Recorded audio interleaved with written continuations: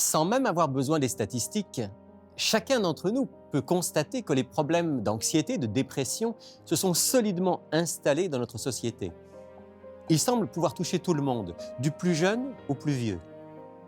Vous-même êtes peut-être en ce moment en train de lutter contre ce mal, ou bien vous êtes passé par là, ou à coup sûr vous connaissez quelqu'un qui a dû lutter contre la dépression. La consommation d'antidépresseurs et d'anxiolytiques est à son plus haut, nous dit-on, dans la province du Québec, bien au-dessus de la moyenne canadienne.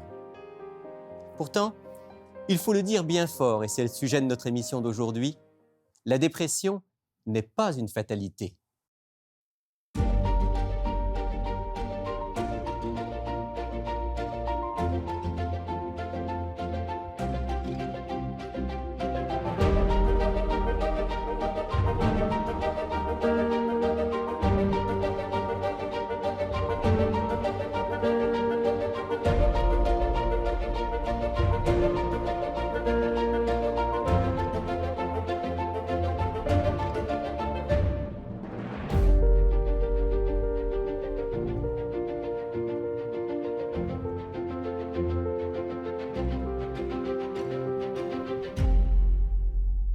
Bonjour à tous, bienvenue dans Il est écrit. Vous l'avez compris, nous allons parler aujourd'hui, j'allais dire à nouveau, de dépression et d'anxiété. On l'a déjà fait souvent dans le passé, mais c'est certainement un sujet qui en vaut la peine, surtout que nous allons le faire avec une dimension extrêmement porteuse d'espoir. Je retrouve aujourd'hui pour vous en parler quelqu'un qui a été souvent aussi mon invité, Dominique Noël, qui, à travers sa pratique médicale, a l'occasion d'accompagner des gens qui souffrent d'anxiété et de dépression, qui a vu d'excellents résultats. Bonjour Dominique. Bonjour. Alors Dominique, j'ai sous les yeux là un article du Devoir dont le titre est « Les jeunes sont de plus en plus affectés par des problèmes de santé mentale ». Exact. Et puis les statistiques sont quand même assez inquiétantes. On dit par exemple qu'en quelques années, le nombre d'élèves ayant un niveau élevé de détresse psychologique est passé de 21 à 29%. On parle de 17% qui souffriraient de troubles anxieux. On parle d'une dizaine de pourcents qui souffriraient de dépression. Ces chiffres-là, ils sont en augmentation un peu partout. Oui, en effet, c'est un constat qu'on fait même en clinique. Les patients sont de plus en plus jeunes à manifester ce type de troubles-là. Plusieurs facteurs peuvent contribuer à cette augmentation de la prévalence. Il y a certaines hypothèses qui sont évoquées, que ce soit l'augmentation du nombre de foyers monoparentaux. Ça peut être un changement aussi de la manière qu'on éduque les enfants qui pourrait amener une diminution de la résilience en général. Puis il y a une pression souvent de la vie, on va dire, en général, qui est quand même très forte. Et un facteur qui est souvent évoqué aussi, c'est l'influence. L'influence, c'est vraiment le fait que les médias sociaux ont vraiment envahi notre univers et surtout l'univers des adolescents. Ouais. Donc, les écrans et les médias sociaux ne sont pas aussi neutres et innocents qu'on pourrait le penser parfois. Tout à fait. Ils contribuent aussi à cette... Alors, il y a plus d'anxiété encore que de dépression, si j'ai bien compris. Effectivement, l'anxiété semble être beaucoup plus fréquente, puis elle se manifeste vraiment par une inquiétude qui est excessive. Même les patients eux-mêmes vont exprimer qu'ils s'inquiètent trop, une incapacité à tout simplement lâcher prise ou relaxer et avoir des pensées constamment intrusives. Et souvent, les adolescents qui ressentent cette anxiété-là, leur réflexe, l'échappatoire qu'ils vont aller utiliser pour pouvoir soulager leur angoisse, ça va être justement prendre le téléphone et aller sur les médias sociaux. Et sans le savoir, ils sont en train d'entretenir. Exactement. Et puis, j'ai cru comprendre aussi qu'au niveau de la dépression en particulier, les filles et les femmes étaient plus touchées que les hommes. Effectivement, les études épidémiologiques semblent montrer que les femmes en général sont plus touchées, comme par exemple, durant leur vie, les femmes, en fait, une femme sur 4 aura un épisode de dépression majeure durant sa vie, alors que pour les hommes, c'est la moitié. C'est un homme sur 8 qui aura un épisode de dépression majeure durant sa vie. On a une idée pourquoi? Pas vraiment de réponse claire. Il semble qu'il y ait une prédisposition chez les femmes dont la nature n'est pas tout à fait au niveau connue. Presque génétique, quoi. Peut-être, c'est possible. Possible. Alors, incontestablement, un problème majeur, un problème en croissance, mais pas un problème sur lequel on n'a aucune prise. Non, puis je pense que c'est important pour nous tous de comprendre que euh, bien que la souffrance associée à l'anxiété et la dépression soit bien réelle, cette souffrance-là n'indique pas qu'il n'y a pas de lumière au bout du tunnel. Surtout pour nous chrétiens, je crois que notre expérience douloureuse doit être évaluée à travers les lunettes de la foi. Il y a eu au moins une étude qui a démontré que lorsque une personne qui a un parent qui a souffert de dépression, c'est-à-dire que ça augmente son risque de dépression chez lui-même, lorsqu'il a une expérience spirituelle authentique, ça diminue son risque de développer la dépression ou l'anxiété de 4 à 10 fois. Comprends? Alors, pour nous chrétiens, se souvenir que notre foi, notre force qui est en Christ, en Dieu, c'est un outil qui est puissant, non seulement pour diminuer notre risque, mais également pour nous aider à surmonter la dépression et l'anxiété. La vie spirituelle est bonne pour la santé, même si ce n'est pas pour ça. Oui. Au départ, forcément, qu'on a la foi et une vie spirituelle, mais incontestablement, ça change aussi notre santé, notre santé mentale. Tout à fait. Et ce qui est vraiment étonnant, c'est que la discipline médicale qui s'occupe du cerveau, c'est-à-dire la psychiatrie, est en fait la spécialité où il y a le plus de non-croyants. Et je pense que ça explique pourquoi dans les différentes thérapies qui existent ou dans les différentes approches psychiatriques, on n'utilise que très rarement ce levier qu'est la spiritualité, alors que la spiritualité est gérée par le lobe frontal. Or, on sait que chez les personnes qui souffrent d'anxiété, les personnes qui souffrent de dépression, le lobe frontal ne fonctionne pas de manière optimale. Mais lorsque la spiritualité est améliorée, on remarque que c'est tout le fonctionnement du lobe frontal qui est également amélioré et les symptômes de dépression également diminuent. Alors, on va revenir sur cette dimension-là peut-être un petit peu plus tard dans notre émission. Mais Dominique, dans ta pratique médicale, tu rencontres régulièrement des hommes, des femmes et des jeunes qui font face à des problèmes d'anxiété ou de dépression. À part la médication, qu'est-ce que tu peux leur proposer? Alors, c'est très intéressant que tu mentionnes la médication parce que nous n'essayons pas de dire que la médication n'a jamais sa place. D'accord? La médication a sa place, surtout chez les personnes qui ont un trouble anxieux ou une dépression qui est modérée à sévère. Toutefois, je pense que c'est important pour nous de nous rappeler que le but de la médication, c'est en fait de rétablir un équilibre au niveau des messagers chimiques dans notre cerveau. On résume ça grossièrement de cette manière-là. Mais ce déséquilibre-là, il faut se rappeler que ce n'est pas ça la cause de la dépression ou l'anxiété. C'est en fait une manifestation, mais ce n'est pas la cause. Alors, la médication va traiter un symptôme. Okay? Elle peut aider à un moment à dépasser une situation où on est en pleine détresse? En fait, elle va aider les symptômes. La personne va ressentir un certain soulagement. Mais est-ce que ça veut dire que la cause de la dépression ou l'anxiété est gérée? Non, ce n'est pas le cas. Alors, mais maintenant, si on a une autre approche et qu'on désire à s'attaquer à la cause, on peut regarder les différentes prédispositions qui existent sur lesquelles on peut travailler. Est-ce qu'on peut dire un mot de ça? Quelles sont les principales prédispositions qui risquent de nous mener vers la dépression ou vers l'anxiété généralisée? Oui, tout à fait. Il y a un médecin, un interniste américain qui se nomme Dr. Nally, qui a fait une révision de la littérature et a pu identifier 10 prédispositions principales.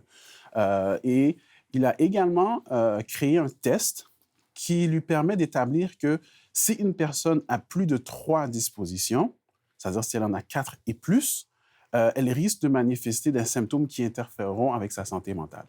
Si on en a 3 ou moins, on est capable de résister. Notre cerveau est suffisamment résilient pour pouvoir résister. D'accord? Alors, les principales sont le cycle circadien, c'est-à-dire le cycle éveil-sommeil, tout simplement parce que avec cycle éveil-sommeil, on parle de luminosité, on s'expose à la lumière. Lorsqu'on est éveillé, normalement, on va être à l'extérieur et cette lumière-là va stimuler la sécrétion de sérotonine. Ça, c'est le messager chimique du bien-être, de la joie.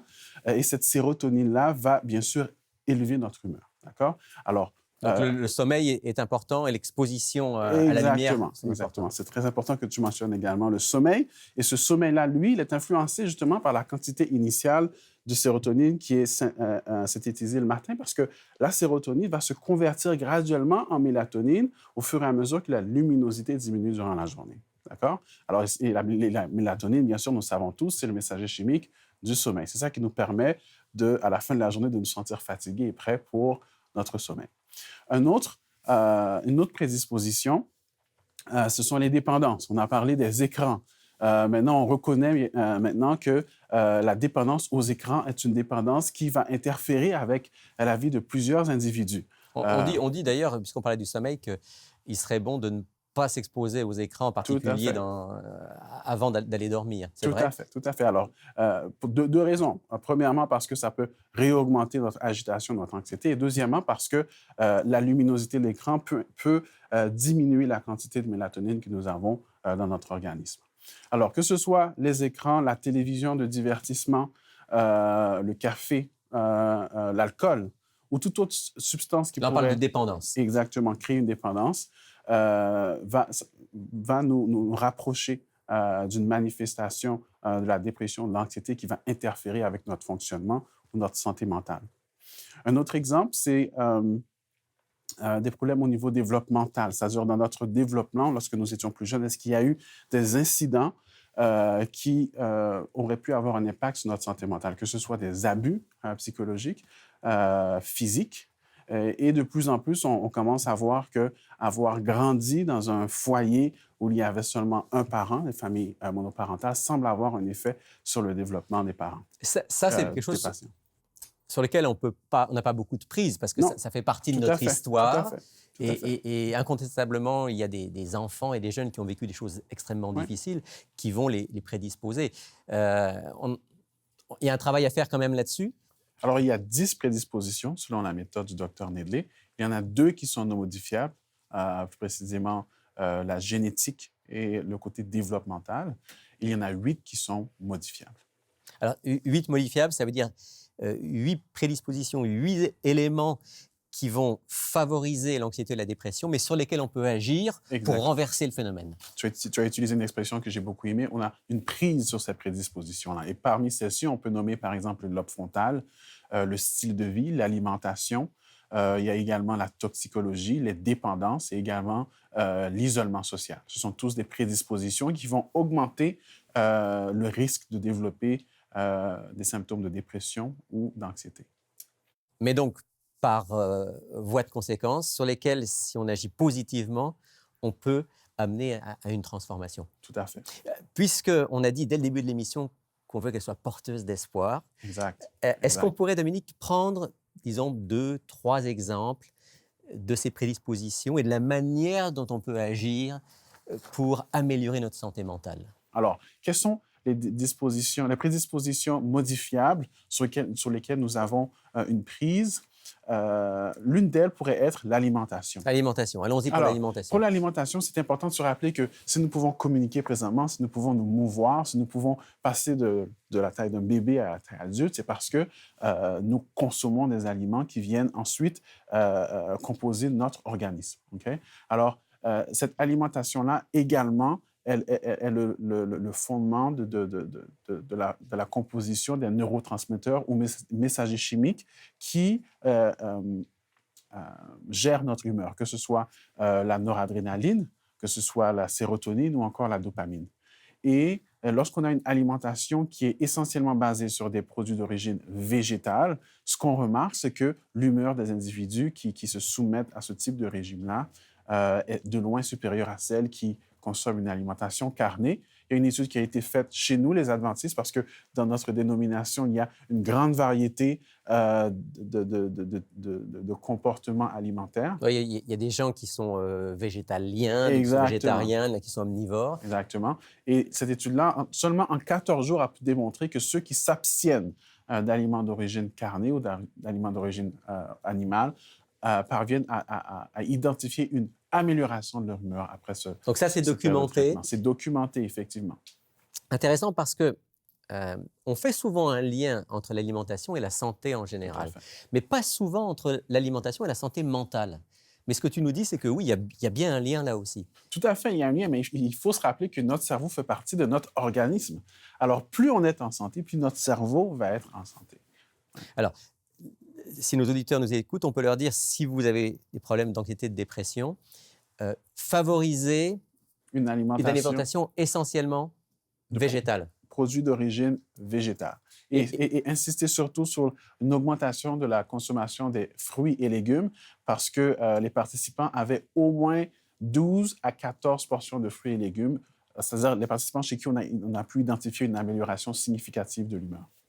Et on parle parfois aussi des oméga-3. Qu'est-ce qu'on peut dire des oméga-3? Alors, les oméga-3, ils sont très importants parce que ce sont des acides essentiels et par définition, l'acide essentiel, c'est un nutriment que nous ne pouvons pas synthétiser en tant qu'être humain. Il faut aller le chercher dans notre alimentation. La source d'oméga-3 qui est très connue de la population, c'est le poisson. Mais le poisson, aujourd'hui, est également une excellente source de mercure. Or, le mercure n'est pas qui est moins bon pour un notre cerveau. facteur qui est protecteur pour le cerveau. En fait, c'est le contraire, c'est un poison qui peut avoir un effet très néfaste sur notre humeur. Alors, il faut encourager les personnes qui sont vulnérables par rapport à la dépression ou l'anxiété à aller chercher leur source d'oméga-3 ailleurs, surtout dans des produits d'origine végétale, comme par Où est-ce qu'on exemple trouve les oméga-3? les noix de Grenoble, les légumes feuillus verts contiennent des oméga-3, les avocats contiennent des oméga-3. Alors, il y a plusieurs, les graines de lait, le chia, tous des sources très, très excellentes, riches en oméga-3. Donc, l'alimentation, c'est une clé, pas seulement de notre santé physique, mais également aussi pour la notre santé mentale. Un autre exemple d'un domaine dans lequel on peut agir de manière très forte qui va faire une différence. L'exercice physique est essentiel. Je vous dirais que dans la méthode du Dr Nedley, ceux qui omettent l'exercice n'obtiennent pas d'aussi bons résultats. Et lorsqu'on parle d'exercice, on parle d'un exercice aérobique d'au moins 45 minutes par jour, 6 jours par semaine. Okay? 6 jours par semaine dans l'idéal. Par semaine, donc c'est quand même au moins 45 minutes par jour. Mais ce qui est bien, c'est que la personne peut commencer par exemple, 2 sessions de 20 minutes. Couper ça dans la journée. Exactement. Ou encore peut faire des exercices par intervalle, c'est-à-dire que sur le 20 minutes ou sur son 45 minutes, faire 1 minute d'effort avec 1 minute de récupération. Et ce type de régime d'exercice-là peut se faire avec la marche. Tout à fait, la marche est une excellente activité physique. Ça peut être la nage, ça peut être la course, ça peut être la bicyclette. En hiver, ça pourrait être le ski de fond. Tous ces exercices-là qui nécessitent un effort constant sont considérés comme des exercices aérobiques. Et ça aussi on l'a mesuré, ça entraîne une amélioration au niveau de l'humeur et donc ça va permettre petit à petit de surmonter l'anxiété et la dépression. Amélioration cliniquement significative, effectivement, oui. Mais tu nous as quand même dit 6 fois par jour, ça veut dire 6 fois par semaine, pardon. 6 fois par semaine, ce qui veut dire donc qu'il faut que ce soit quelque chose qui soit régulier. Une des clés de ce programme pour vaincre l'anxiété et la dépression, c'est la persévérance. Persévérance et constance, effectivement. Et je tiens à le rappeler, on n'est pas obligé de devenir un marathonien. La marche est un excellent début. Il suffit que ce soit une marche rapide et aussi rapide qu'on peut le tolérer. Donne-nous un dernier exemple d'un domaine dans lequel on peut intervenir, une prédisposition qu'on peut transformer en un atout.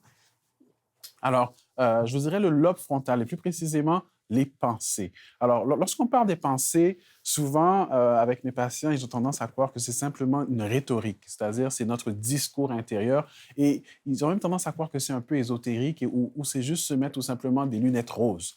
Mais ce qu'il faut se rappeler, c'est lorsque nous acceptons de recadrer nos pensées pour favoriser des pensées qui sont vraies, aidantes et crédibles, il y a des changements qui s'opèrent dans notre cerveau. Quels changements? C'est-à-dire que nous commençons à sécréter davantage de sérotonine. Ça, c'est le neurotransmetteur de la joie, du bien-être, de la dopamine, qui est le neurotransmetteur du plaisir et de la récompense, et de la noradrénaline qui nous rend plus alertes et plus concentrés. Okay? Alors, il y a des effets concrets, neurobiologiques, à avoir des pensées, encore une fois, vraies ou justes, aidantes et crédibles. Ce que tu es en train de nous dire, c'est que les pensées que nous entretenons changent la chimie du cerveau. Exactement. Alors, si, à l'inverse, nous avons des distorsions cognitives ou encore des erreurs de la pensée, c'est l'effet inverse qui va se passer. Nous allons synthétiser beaucoup moins de ces neurotransmetteurs-là et c'est à ce moment-là que nous éprouveront davantage de symptômes de tristesse, de fatigue, de manque de concentration, d'absence de plaisir, etc. J'ai deux questions, Dominique, pour toi. La première, c'est les gens qui ont un problème de dépression souvent disent qu'ils n'arrivent pas à contrôler leurs pensées. Alors, on leur dit, il faut changer ta manière de penser. Comment c'est possible? Alors, premièrement, il faut pouvoir identifier les erreurs de pensée. Okay? Deuxièmement, il faut les remplacer par des pensées, encore une fois, qui sont vraies, aidantes et crédibles. Et le troisième, c'est qu'il faut pratiquer. Et avec la pratique, ça va devenir beaucoup plus facile et ça va devenir même un réflexe. OK, ça, c'est une distorsion cognitive, une erreur de la pensée, je dois la remplacer. Donne-nous un exemple de distorsion cognitive pour nos auditeurs qui comprennent bien de quoi on parle. Alors, je suis au travail, j'ai fait une présentation, tout s'est très bien passé. Je rentre à la maison et je me rends compte que sur mon veston, l'étiquette du magasin est encore sur mon veston. Et là, je me dis, ça y est, ma journée est gâchée complètement. Tout le monde s'est moqué de moi et c'est sûr qu'ils n'ont pas apprécié ma présentation. Là, ici, c'est la distorsion du filtre ou l'abstraction sélective. Okay? On décide de se concentrer sur le négatif et d'ignorer complètement le positif. Et non seulement on se concentre sur le négatif, mais on l'amplifie. Je pense que intuitivement, tous les auditeurs peuvent saisir comment une telle erreur de la pensée peut nous conduire vers la dépression et vers l'anxiété. Et il y en a plusieurs autres comme ça. Oui. Et si on fait le programme de Dr. Nedley ou si on obtient son livre, on va comprendre ça, on va repérer et on va pouvoir travailler dessus. Exactement. C'est passionnant de voir comment notre corps et notre cerveau fonctionnent. On arrive à la fin de cette émission. Peut-être dire encore juste un mot par rapport à la foi dans tout ça. Dieu est aussi présent auprès de celui qui lutte pour vaincre la dépression, vaincre l'anxiété, et il est puissant. Tout à fait. Je crois qu'il est important de rappeler que lorsque nous passons par des moments difficiles, Dieu est présent. Surtout lorsque nous l'invitons à remplir de sa présence notre expérience difficile. Et non seulement est-ce qu'il nous permet, il nous console et nous soutient, mais il nous donne également la possibilité de mieux comprendre et mieux intégrer les différentes stratégies qui ont le potentiel d'améliorer notre santé mentale. Il y a un texte dont je t'ai parlé tout à l'heure. On pourrait lire ensemble, oui. Le psaume 37, le verset 4. Psaume 34, verset 7. 34, verset 7, oui, merci. Oui, on va le lire ensemble. Psaume 34, verset 7. « Quand un malheureux crie, l'Éternel entend et le sauve de toutes ses détresses. » Amen. Voilà un texte qui est plein d'encouragement pour chacun d'entre nous. Merci beaucoup, Dominique, pour ce partage. Et si tu veux, on va justement parler avec l'Éternel ensemble, on va prier ensemble. Père du ciel, merci. Merci de nous avoir créés avec ce cerveau qui est merveilleux. Merci de nous avoir créés avec cette capacité de faire les bons choix. Merci d'être à nos côtés, d'entendre nos prières.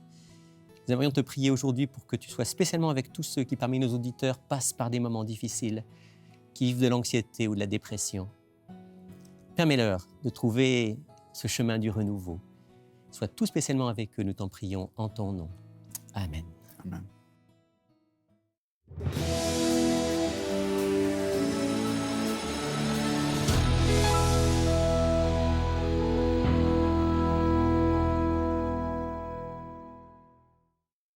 Il est bien clair que nous n'avons pu qu'effleurer ce sujet important de l'anxiété et de la dépression.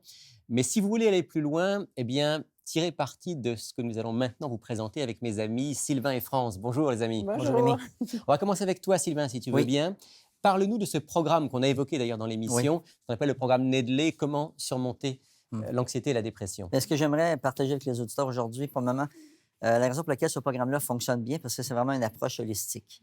Donc, pour rendre ça plus simple, le programme nous permet de voir le volet physique, mental, émotionnel, socio-relationnel et évidemment spirituel. Donc, dans chacun des volets, le programme, ou ce que j'appelle moi la boîte à outils, nous permet d'aller chercher des outils très simples, comme exemple, si on parle du mode de vie, qui est un facteur de risque important, on va enseigner aux gens, exemple, la base d'un bon mode de vie, c'est faire des exercices à tous les jours, pratiquement. On parle de 5 à 6 fois par semaine, d'avoir suffisamment de lumière et de prendre de l'air.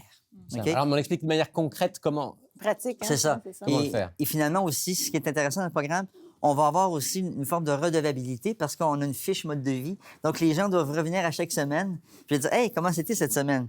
Donc, oui, c'est vrai que la dynamique où on écoute l'information, on reçoit de l'information de la part aussi du Dr Nedley en forme DVD audio. Et à la fin, finalement, ce qui est bien de ce programme-là, c'est qu'on fait un échange de groupe. Et là, on échange en plus petits groupes. Là. C'est ça. Et là, on sort notre fiche mode de vie, on partage. Oh, cette semaine, ça a bien été. Cette semaine, je n'ai pas réussi mes objectifs. Mais le plus beau de ça, c'est que personne n'est là pour se juger. Ouais, On est dans le non-jugement parce qu'on peut s'identifier entre nous. Et ça, c'est ça qui est important. Et là, de commencer un partage dynamique. Donc, rappelle-nous combien de temps ça dure, combien dure une séance, combien de séances il y a? C'est ça, une séance, ça dure 2 heures et on a 8 semaines ensemble. Et le programme dure sur une période de 20 semaines. Donc, les gens font 8 semaines avec nous. Et après ça, il y a 12 semaines qu'ils doivent poursuivre. Ils continuent par eux-mêmes. C'est ça, par eux-mêmes. Continuent par eux-mêmes. Et ça donne, on peut dire que ça donne de très bons résultats. Ah bien, écoute, les résultats, là, je ne veux pas trop être optimiste, mais c'est 90 et plus pour ceux qui font le programme. Donc, si quelqu'un est intéressé par le programme, pour lui-même ou pour une connaissance, il peut prendre contact avec nous. Oui. Ben oui. Prenez contact avec nous, oui, puis appelez-nous, s'il vous plaît, parce que je pense qu'on a le privilège, là, en plus, de développer le programme, pas seulement à Montréal, mais aussi en région. OK? Ouais, Donc, exact. c'est ça. Ouais. Merci, mon ami Sylvain. Plaisir. France, tu as aussi entre les mains des outils. Oui, il y a beau coffre à outils, en fait. Je vais vous parler d'un livre, mais j'en ai 3. C'est une collection, ça s'appelle « Guide pratique de la santé ». Celui-ci, ça concerne la dépression. C'est Dr Ramon Gelabert qui l'a fait. Regardez, c'est des beaux petits livres. Il y a à peu près 63 pages par livre.